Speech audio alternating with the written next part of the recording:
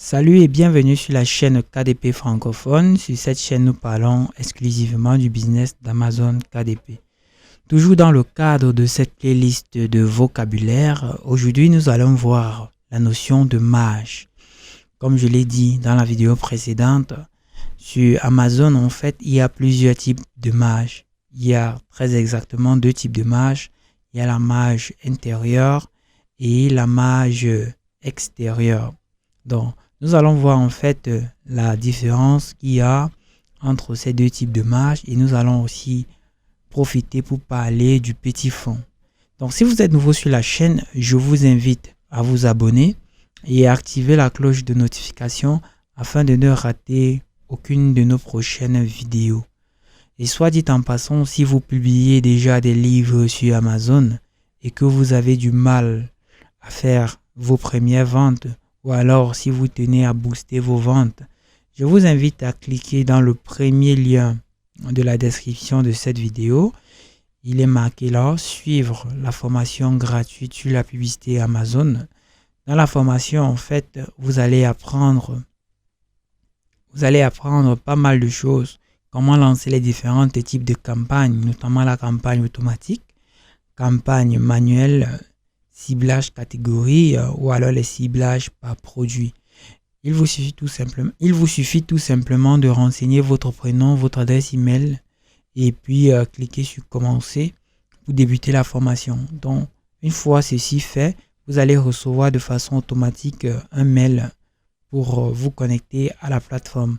Donc, si vous ne recevez pas de mail, pensez à vérifier vos spams.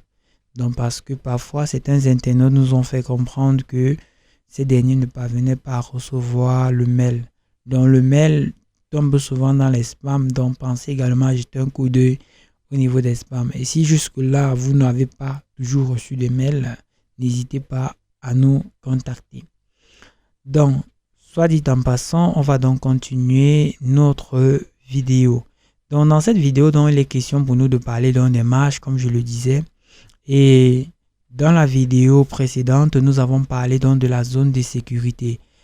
Donc je vais faire l'effort d'être un peu explicite et apporter un maximum d'informations sur ce sujet. Donc je viens rapidement à ce niveau. Comme je l'ai dit tantôt dans la vidéo précédente, la zone de sécurité se détermine ici en fonction des marges. Donc vous avez la marge intérieure ou petit fond. Parfois, c'est mélangé. En fait, la marge intérieure, c'est l'association du petit fond plus la marge extérieure, en fait. Donc, c'est ces deux espaces-là qui forment ce qu'on appelle la marge intérieure. Mais en fonction du logiciel que vous utilisez, il peut y avoir un espace pour la marge intérieure. Il peut également avoir un espace pour la marge extérieure. Ou alors, il n'y a pas du tout d'espace, en fait, pour la marge intérieure.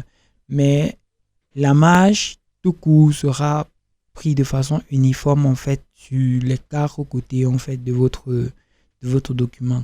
Donc ici on a donc la marge intérieure qui est représentée ici. Donc sur un document, donc si je viens par exemple sur Adobe Illustrator où j'ai apprêté ici ce petit croquis. Donc ce petit croquis, voyez-le comme en fait un livre qui est ouvert devant vous.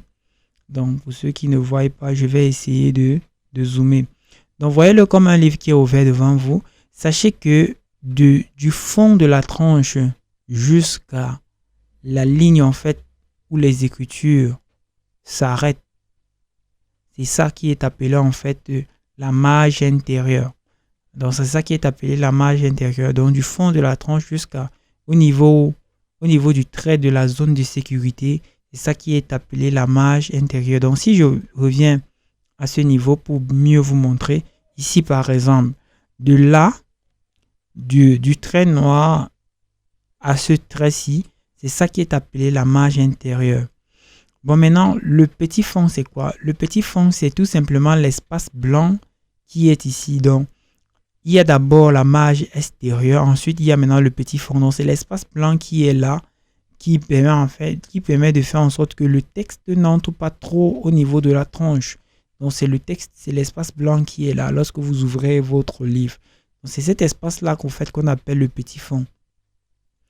Donc, lorsque je reviens à ce niveau, et ici maintenant on a ce qu'on appelle la marge extérieure. La marge extérieure, c'est quoi? La marge extérieure, c'est tout simplement les marges qui sont de ce côté. Donc, on a la marge ici en dessous, la marge là et la marge ici au-dessus. C'est ça qu'on appelle la marge extérieure.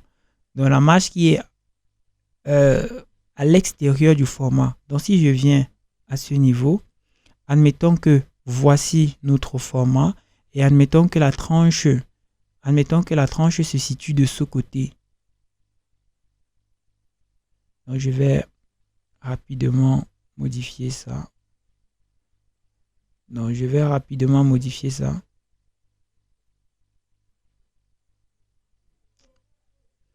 Donc, je clique là.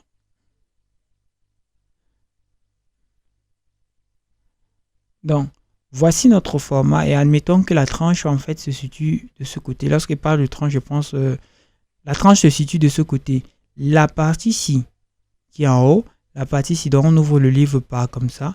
Donc cette partie-ci, c'est ça qu'on appelle la marge extérieure en fait. Donc c'est ça la marge extérieure.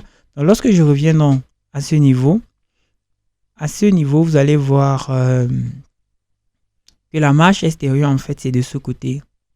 C'est cette partie-ci qu'on appelle la marge extérieure. Donc c'est ça, la partie qui est colorée ici. Donc elle se tend de là jusque là. Elle va au-delà, en fait au-delà de la comment on appelle ça, du fond perdu. Donc c'est ça la marge extérieure. Bon, maintenant, je vais profiter une fois pour brosser toutes les notions. Donc, maintenant, on a ce qu'on appelle le fond perdu. Donc, sachez que cette partie-ci, de là à là, c'est ce qu'on appelle la zone de sécurité. Donc, comme vous voyez là, la zone qui est faite pour le texte. Donc, de là à là, c'est la zone de sécurité. Donc, toute cette partie blanche ici, c'est la zone de sécurité. Donc, de ce côté, on a ce qu'on appelle le fond perdu. Le fond perdu, c'est la partie que vous voyez ici. Donc, entre les pointillés et la ligne forte et le trait fort qui se situe là, c'est ça qu'on appelle en fait le fond perdu. Donc, l'imprimeur viendra couper le livre, comme vous voyez à ce niveau.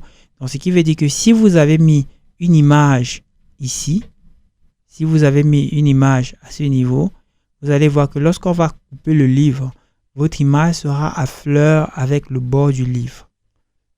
Votre image sera tout simplement à fleur avec le bord du livre. Donc ça c'est pour l'imprimeur en fait. Donc il y a encore quoi? Donc, on a vu la zone de sécurité. Donc la taille de coupe en fait c'est tout simplement comme on l'a vu dans une vidéo précédente. La taille de coupe c'est tout simplement la dimension qu'occupera votre livre une fois qu'il sera imprimé. Donc ça c'est pour la taille de coupe. Et donc comme vous pouvez voir, tout est bien expliqué. Donc ici, donc ça c'est pour que vous n'ayez plus de problème lorsque vous voulez fixer les dimensions de votre livre. Donc ici c'est taille de coupe plus fond perdu. C'est ça qui donne la dimension que vous voyez là. Donc de là, ici, puisque voici le fond perdu, voici là où se délimite ici la taille de coupe. Et voici la partie ici, c'est la marge. Et la partie ici, c'est la zone de sécurité. Donc ça, c'est la marge extérieure ici. Et ça, c'est la zone de sécurité. Donc ça, c'est comme ça en fait qu'on fait lorsqu'on veut déterminer en fait. Maintenant, comment déterminer la marge? Comment déterminer donc la zone de sécurité? Donc voici la zone de sécurité. Donc lorsque vous voulez déterminer la zone de sécurité, il vous suffit tout simplement de prendre la largeur de votre livre et soustraire tout simplement les marges. Donc si vous prenez la largeur de votre livre, puis vous enlevez les marges, donc la largeur des marges, vous obtenez tout simplement en fait la zone de sécurité. Et c'est cette zone de sécurité sur laquelle vous deviez mettre votre texte. Vous deviez mettre votre texte. Vous utilisez la notion de fond perdu si et seulement si vous avez des éléments. Quand je parle des éléments, il s'agit par exemple des images, il s'agit des dessins ou alors il s'agit des illustrations qui vont au-delà de la zone de sécurité. Lorsque ces informations vont au-delà de la zone de sécurité, vous êtes obligé d'intégrer la notion de